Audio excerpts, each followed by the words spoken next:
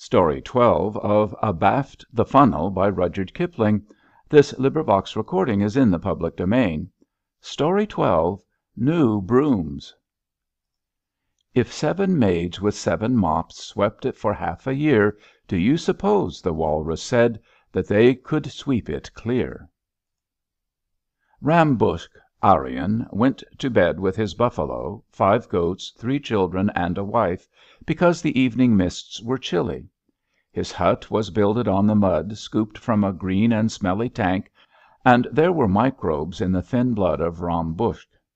Ram Buksh went to bed on a charpoy stretched across the blue tepid drain because the nights were hot, and there were more microbes in his blood. Then the rains came, and Ram Buksh paddled, mid-thigh deep, in water for a day or two with his buffaloes, till he was aware of a crampsome feeling at the pit of his stomach. "Mother of my children," said Ram Buksh, "this is death." They gave him cardamoms and capsicums and gingerly oil and cloves, and they prayed for him. "It is enough," said Ram Buksh, and he twisted himself into a knot and died. And they burned him slightly, for the wood was damp, and the rest of him floated down the river and was caught in an undercurrent at the bank, and there stayed. And when Imam Din, the jeweler, drank of the stream 5 days later, he drank lethe and passed away, crying in vain upon his gods. His family did not report his death to the municipality, for they desired to keep Imam Din with them. Therefore they buried him under the flagging in the courtyard, secretly and by night. 12 days later Imam Din had made connection with the well of the house, and there was typhus among the women in the zenana, but no one knew anything about it. Some died and some did not. And Ari Bouge, the fakir, added to the interest of the proceedings by joining the funeral procession and distributing gratis the more malignant forms of smallpox, from which he was just recovering. He had come all the way from Delhi, and had slept on no less than 15 different charpoys, and that was how they got the smallpox into Bahadurgarh. But Esmith Sahib's dhobi picked it up from Ari Bouge when Imam Din's wife was being buried, for he was a merry man, and sent home a beautiful sample among the Sunday shirts. So Ismath Sahib died. He was only a link in the chain which crawled from the highest to the lowest. The wonder was not that men died like sheep, but that they did not die like flies. For their lives and their surroundings, their deaths, were part of a huge conspiracy against cleanliness, and the people loved to have it so. They huddled together in frowsy clusters, while death mowed his way through them till the scythe blunted against the unresisting flesh, and he had to get a new one. They died by fever, tens of thousands in a month. They died by cholera, 1,000 in a week. They died of smallpox, scores in the Mohula, and by dysentery by tens in a house, and when all other deaths failed, they laid them down and died because their hands were too weak to hold on to life. To and fro stamped the Englishman, who is everlastingly at war with the scheme of things. "You shall not die," he said, and he decreed that there should be no more famines. He poured grain down their throats, and when all failed, he went down into the strife and died with them, swearing and toiling and working till the last. He fought the famine and put it to flight. Then he wiped his forehead, and attacked the pestilence that walketh in the darkness.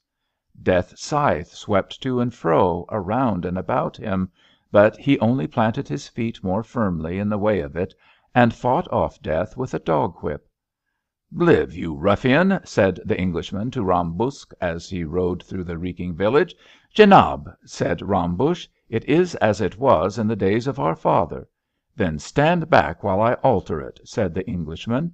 And by force and cunning and a brutal disregard of vested interests, he strove to keep Ram Buksh alive.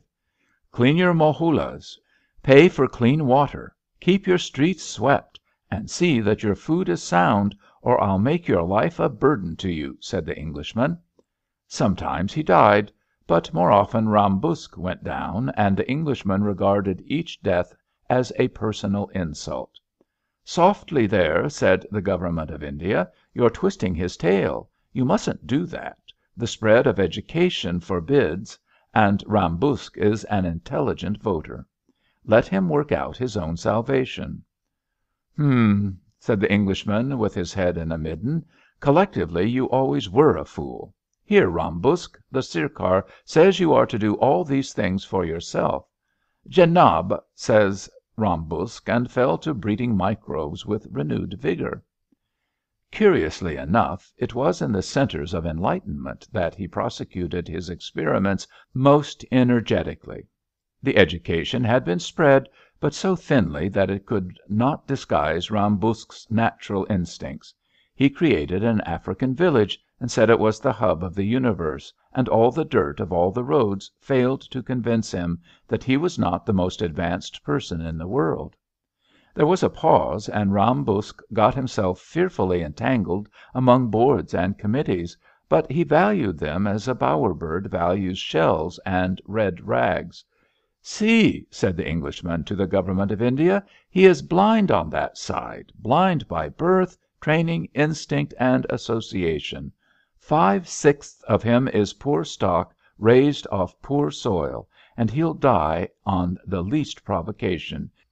You've no right to let him kill himself." "But he's educated," said the Government of India. "I'll concede everything," said the Englishman. "He's a statesman, author, poet, politician, artist, and all else that you wish him to be, but he isn't a sanitary engineer. And while you're training him he is dying.